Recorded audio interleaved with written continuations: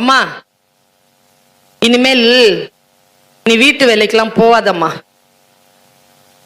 நான் வீட்டு வேலைக்கு போலனா உனக்கு யாரா ஃபீஸ் கட்டுவா, யாரா சோறு கொடுப்பா?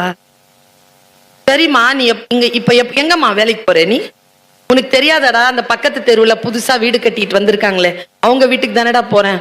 இனிமேல் அந்த வீட்டுக்கு வேலைக்கு போவாதம்மா. ஏண்டா? அந்த வீட்டுல இருக்கிற பையன் தாம்மா என் வீட்டுல என்னுடைய கிளாஸ்ல படிக்கிறான். சரி, நான் ஏதாச்சும் சொன்னா டேய் வாய மூடுறான்னு சொல்றாமா என்ன? ஏண்டா அப்படி சொல்றான்?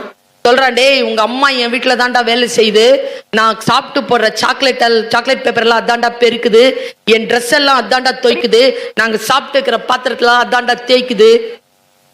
ஒரு வேலைக்காரியினுடைய பையன் வாயை அடக்கி பேசுடான்னு என்கிட்ட பேசுறாம்மா. நீ அந்த வீட்டுக்கு போவாதம்மா, எனக்கு ஸ்கூல்ல ஒரே மானமா இருக்குதுமா. பையன் டைலாக், அந்த அம்மா டைலாக் சொல்லுது.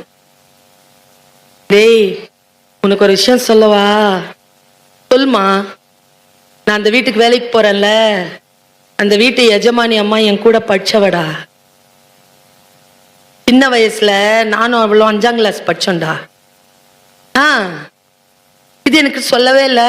ஆமாண்டா, அவ என்ன இங்க வா இத பண்ணு, இங்க வா அதை பண்ணு, இது பாத்திரம் தேயி, இது துணி தொய்னு சொல்லும்போது எனக்கு எவ்வளவு கஷ்டமா இருக்கு தெரியுமா?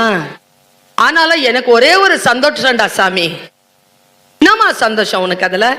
அவ பிள்ளைய அவ எங்க படிக்க வைக்கிறாளோ அதே பள்ளிக்கூடத்துல நான் என் பிள்ளையையும் படிக்க வைக்கிறேங்கிற சந்தோஷம்டா எனக்குன்னு சொல்றான். நாம பார்க்க